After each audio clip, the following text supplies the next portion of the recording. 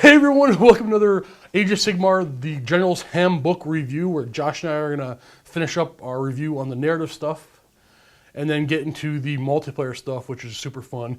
And then we're immediately going to go ahead and go in the vault and play a game, which we actually already did. We did a 4-player Triumph and Treachery with both Luca and Colin and the two of us.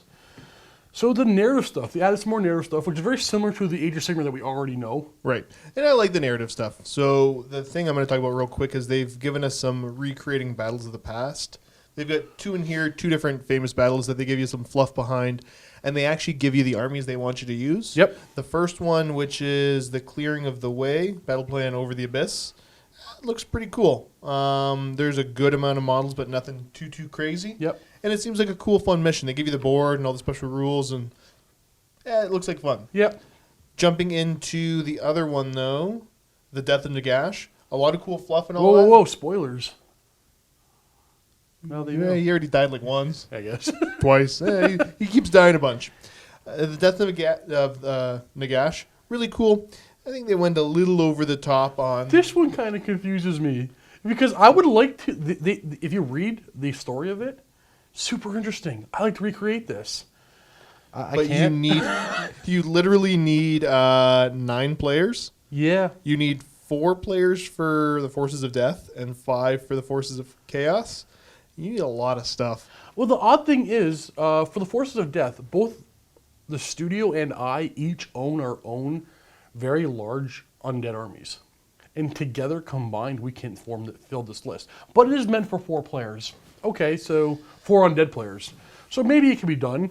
I just wish we were able to do it. And then I wish that they would have added a couple more instead of this one giant mega one that, I mean, realistically, nobody's going to be able to do this. Well, I mean, okay, so I'm going to play, let's say I'm going to be Archaon. Yep. What does Archaon have to bring? So player 1 for Chaos. So 1/5 of the Chaos army. 1/5. It's 20%. I need to have Archaon, the Gaunt Summoner of Tzeentch. So, 2 characters. That's not bad. There's one giant kind of expensive character, but he's cool. He's a great model. I'll buy Archaon. Yep. And 1 unit of 24 Varangard. They're little, right? They're cavalry. They're pretty big, actually, for models, but... 24? Really? They're sold in boxes of 3. I mean, I don't know every... 24 is divisible by 3, though. I mean, so then it's not like you need 25, I guess. I can't speak to every currency that this game is sold to, but here in Canada, that's $800 unit. Who owns that? We're going to get the email from the guy. From that guy. That guy? I do. Okay, so anybody who has a gaming group at a store who plays regularly, all you Chaos players together, combine your Varangard and tell me if you have 24 of them. Okay, you put the challenge out to everybody. They'll be able to do that. I want to see the one guy who's got 24 Varangard painted. Yeah. You have to prove it.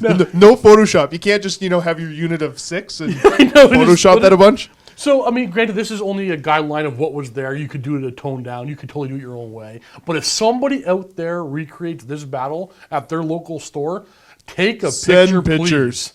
I'm not even joking. I want to see that table because that'll be cool. 24 Vanguard? That would be super cool. But that's half my deployment. Yeah, that's... So what is that, about $800 worth of miniatures? $800 worth of miniatures. Just Canadian. for the Varangard? Just for the Varangard. Another $200 for Archaon, and then like $40 for the Gaunt Summoner. It's not that expensive, really. But you're never going to use 24 Varangard. No, you're not. But yeah, I would love to see it. So that was the one little minor, like we got to that page, we're like, oh, what? Come on, GW, you're being pretty lame. You had me up until 24 Varangard. You know what? If you said 12, I mean, I'll buy 12 for this camp. Not 24. For this one game with 9 players that I'm going to... But the story was so good. The story was good. Yeah. The story was that the Archaon couldn't afford to equip all his Varangard and they didn't show up. Just shoeing their horses. That's if we're joking around. If I wouldn't be the Archaon player. Well, I mean, I think it's meant to be, like I said, a group of a whole gaming group, and they're all going to pool their miniatures together. It's the only way. But whatever. So that was the one little narrative thing. Now let's talk about the really amazing narrative stuff. We have 2.5 to 3 type of new campaigns. We have map campaigns, a tree campaign, and a matrix campaign that kind of goes with the tree campaign.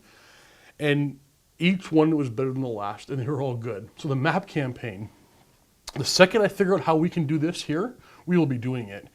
They show you a map in the book with a bunch of locations put down. So I'm going to see if once I get time, or once Lee gets time to build that. There's the correction. Once Lee gets time to build something like that for us. You basically, to sum it up, you pick where you're going to fight. And at the end they say at the end of the month, whichever faction has won the most battles at that spot controls that spot. And for every spot you control, like, what's one of them called? The city of Hollow Guild. So if you control the city of Hallow Guild, scroll over to that. What does your faction get? Increase the range of your general's command abilities by 6 inches. Now it seems like a minor thing, but as that builds up, that would be like very similar to our Pothos campaign we did for 40K last summer. Mm-hmm. But all the abilities aren't crazy or power. Like we had extra points for holding Manufactorum and stuff. This seems like fun. I want to do this for sure. And once we figure out how, once we figure out the logistics on our end, we will do it. There's a couple of cool ones. Like I'm picking random ones here. Grimnir's Forge. Pick a hero in your army at the start of each battle. For that battle, they wear gold armor, which replaces their normal save with a 3+ save that ignores rend. Maybe we can somehow incorporate this into our regular battle reports. But I mean, this is an awesome. Okay, the Forge is mine. We get to fight for it, so we'll fight over the Forge every time. Maybe I'll go take and fight something else and keep tying you for the Forge. And there's options and things here. What about the Mage one? There's plenty of good ones here. Yeah, there's. Or we just always fight for the Forge. Not saying we're both stubborn people. That would just do it to prove a point. But I mean, if every guest coming in picks the spot they want to fight, what if we let the guests pick? We don't have it.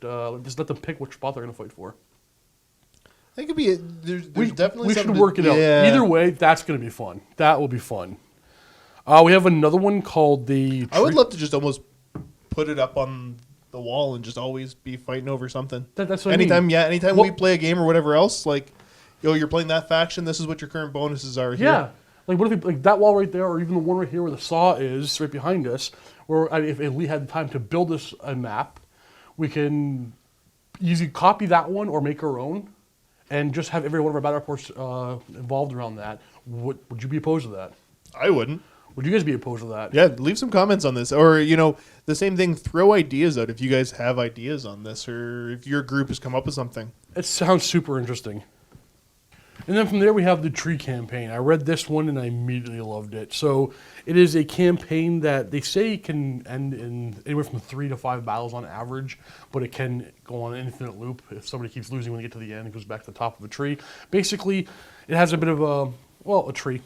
I can't really show you a picture. No, they never go, I don't think they ever, it's never infinite loop, right? Don't you lose these ones here? You go back up with the vertical. No, you just go to that, and then from there you go, no matter what happens, you come down. Okay, yeah, but you can go from... Okay, so basically, they can't see what we're talking about. So it's a really cool idea where you do the Verdurous Plains battle scenario, and then whoever wins, say if Josh wins, we do the Revenge of the Black Welled Blood, or if I win, we do the Ambush at the Rusted Steppes, because both players are first issued a title, Lord of the Blackwood Steppe, or Black Blood Weld, and Lord of the Rusted Steppe. So as you go down the thing, whoever wins, you go to the next game.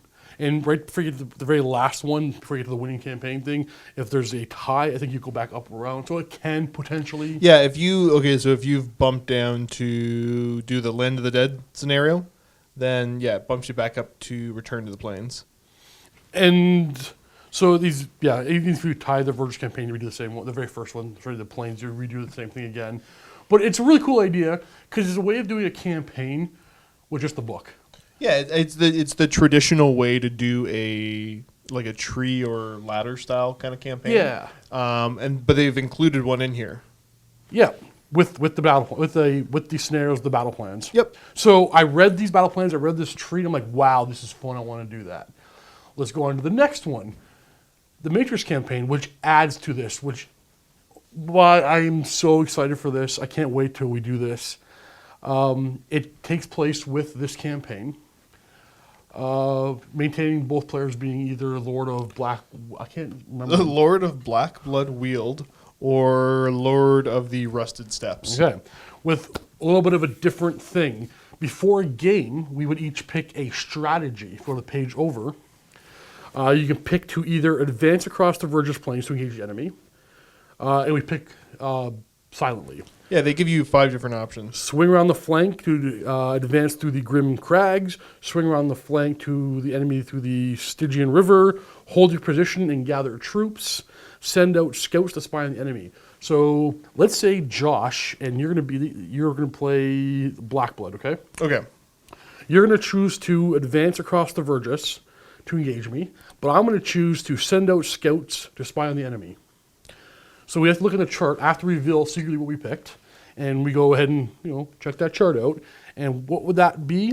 So I'm in the A column, and then you were E. E. So Surprise attack.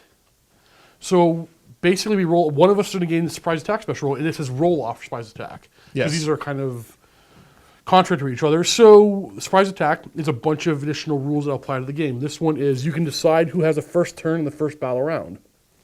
So basically, you may be able to play first, but you will decide, or I'll decide who goes first. Yep. But there's also, depending on what you pick, somebody can get ambush. You can get your army delayed, which means somebody has to be in reserves.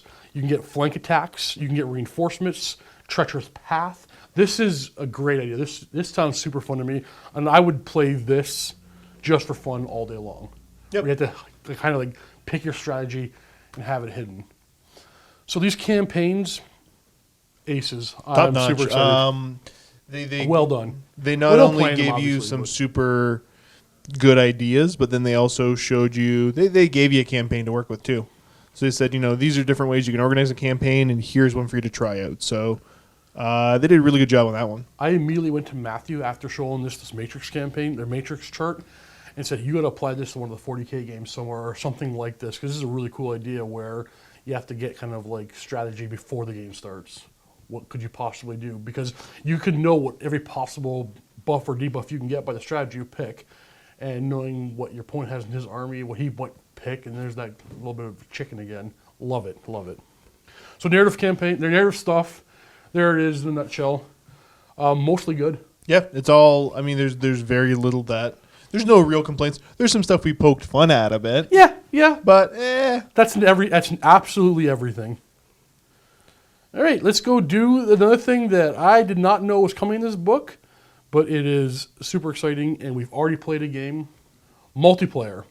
So we have 2 new ways of playing multiplayer in Age of Sigmar now with official rules. We have one, which is the name I can never remember, Coalition of Death. which is basically just 2 or more players fighting 2 or more players. I don't know if you really need the rules for it, but it tells you, hey, here's simply how you do it. Well, they give you some specific like battle plans and all that, and Yeah, multiplayer battle plans. Great. The thing is, if I got 4 people in the room, I want to do Triumph of Treachery, yeah, which is in this book. So we now have Age of Sigmar Triumph of Treachery. Not quite like the fantasy ones. We don't have the cards, but we do have the multiple players. We do have the multiple who's randomly going first every turn, and the really cool aspect of the game, which you will see actually take effect in the game that's connected to the battle, connected to this review right now in the vault, is Cullen, Luca, myself, and Josh played, and when I'm active player, everybody gets to fight in the combat phase. But as I'm the active player, I pick the order of we fight. So I want to fight my unit first. Then I want Luca to pick one of his units, and he's going to fight. Then I'm going to pick Cullen. Then I'm going to pick Josh. but right. So you're picking people that might not be necessarily engaged with one of your units. Yep. So Well, if I needed say Josh to weaken a foe across the field before that guy hurt him, I can be like, hey, Josh, you fight next. Or if Josh kind of screwed me around a little bit and had my opponent fight me before I had a chance to defend myself, I'll do the same thing to him. I'm glad we did the review after we played the game, because initially we kind of glossed over that. It wasn't that big of a deal. Well, I mean, we understood how it would work, but we didn't actually see it in effect and how much it would how it actually potentially change the game. Yeah. So that was really cool. So I have nothing negative to say about Path to Glory. So we have Path to Glory battle plans, You mean Triumph and Treachery? Triumph Treachery. I have nothing negative to say about Triumph for Treachery. I have plenty of negative to say about the way my brain works. But yeah, Or doesn't work. Or doesn't work. Just super excited. Like I want to play more of it. We'll try to get Triumph and Treachery into a regular Age of Sigmar rotation. That's how much we all liked it. Yeah, it's a load of fun. There's difficulties in filming it. Sure. But for actually just playing it, no, it's top notch. The thing is, you have 4 guys in the room goofing off. One of them being Luca, who's literally dancing in the corner. I think I got it on camera a couple times. Probably. It was 1,000 points per player because we use the match play rules. Measure from the bases, 1,000 points. Using all the rules of one. The 3 rules of one. How many leaders and battle line you must take. All that kind of stuff. And it was super fun. And that is in the vault right now. So without going over all the scenarios or the battle plans that are in that, you will see them all coming up in future battle reports anyway. You'll see them as we do them.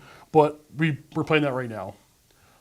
We talk about that post-game for quite a bit after the game as well, about our thoughts right after the game, which are positive. Because that was the first one we played. That's the very first thing we filmed when we got this book.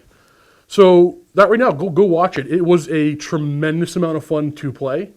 I had nothing. I can't find a flaw in its particular setup right now. I think it's pretty solid, and you're going to see more for sure.